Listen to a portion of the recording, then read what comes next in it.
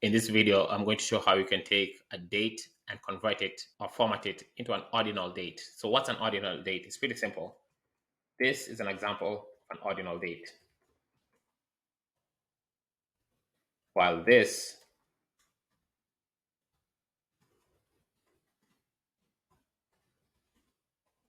is an example of a cardinal date. So what's the difference here? I think it's pretty obvious. So an ordinal date has the suffix here, and what makes it ordinal is that it's a positional date. So it's saying this is the 5th day in January, whereas this just says January 5, 2023.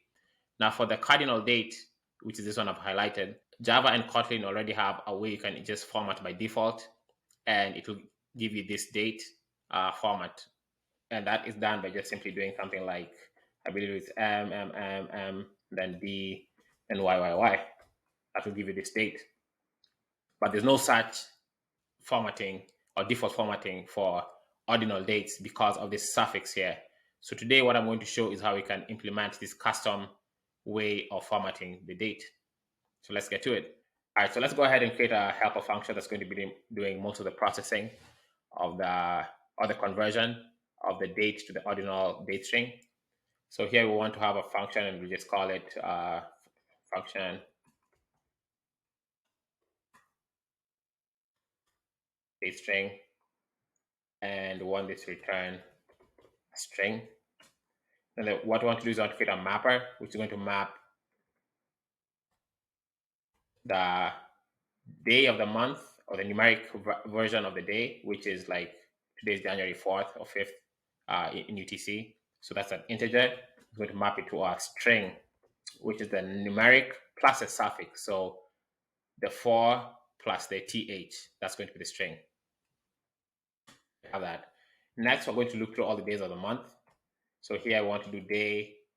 So we'll do day in 1/31. And then we're going to have a suffix, which is going to be dependent on the day. So when day is 1, 21, or 31, the suffix will be st. And then when the day is 2 or 22, the suffix will be nd. When the day is 3 or 23, the suffix will be rd. And for everything else, the suffix will be th.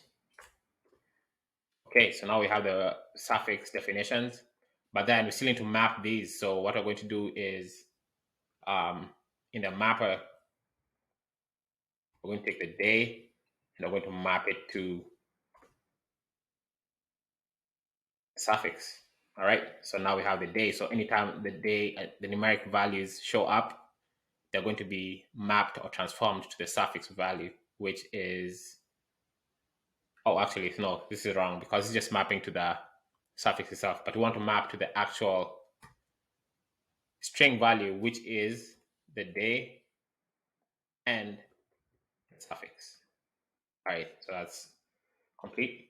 And then now we need to return the actual date string, which we will do using the date time formatter builder. So we want to return date time. Here we go, date time formatter builder. And we want to append pattern. And the pattern I want to append is want the full date, which is, oh, sorry, the full month, because what we're looking for is we want to do this, to do January 5th, 2023. So we want the full month, and the pattern here is M. Then how did I know that? If I come to the representations here, I can see that for the month of the year, it's either M or L, right? But I want to use M. So if I come to the text, to tell us the text style is determined based on the number of pattern letters used. Less than 4 pattern letters will use a short form. I don't want short form. Exactly 4 pattern letters will use the full form. I want the full form because I want the full month to be displayed. So that's why I use the 4 of them, because I want it to be January. I don't want it to be like Jan, Jan, right? Then I also want it to have a space, so I'll make a space there. And then now I append text. And our text is going to come from here, the mapper. So what I'm going to do is I'm going to define two things, or declare two things. I'll declare the field that needs to be appended, and then I'm going to declare the map. So the field we want to append to this format that we're building is the day field. So how do I do that? There's an enum called chrono field day of month. So this is what's going to identify the day of the month. In this case, is the numeric values. And then we want to use the mapper. So we're saying whenever we encounter a day of the month, instead of getting the values directly from the date itself, we're going to get the value from the mapper. And the value is going to come from this mapper here. So that's how we'll get the ordinal day. Okay, next, I'm going to append the rest of the format, which is just a pattern.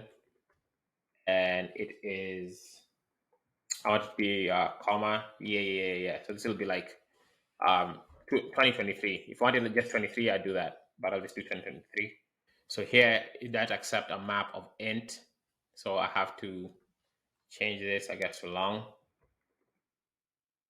right? And then here I will just convert this to, so day, convert this to long. All right, so that's fixed. And then now formatter, and then with the zone, I want to use UTC. So my zone will be zone offset.utc. Import this. Then format the current date, which is date. This as well. And to instant, because that's what this format method accepts. All right, so let's just make this a little bit easier to read so you can see what we're doing. So we have the full month here, the ordinal day, the year, and it's going to be converted to UTC. So today's date is January 4th, but UTC is 5 hours ahead. So that's January 5th. So we should expect to see January 5th, comma, space 2023 when you run this. So let's come here. I'll define a logger and just do a quick logger factory. Get logger. What's this class called?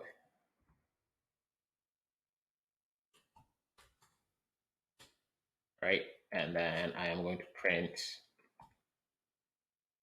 the date, which is going to be this. All right, so I think I did everything correct. I got the mapper, and then I have the formatting going on. So let's see what happens when you run this.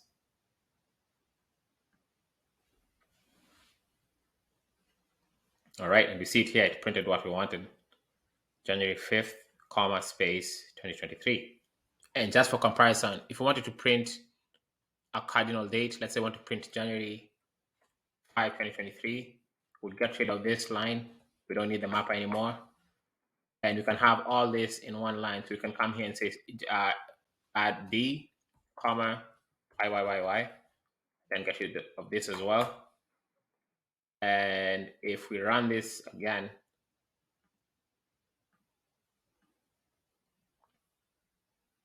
now we see the format is the cardinal date, which is built in, like the formatter builder knows how to interpret this. So that's the difference between the ordinal and the cardinal. For cardinal, it's easy because it's built in, but then for ordinal, we have to use a mapper to map the day, the numeric value of the day, to the ordinal string value, which is the day plus the string suffix.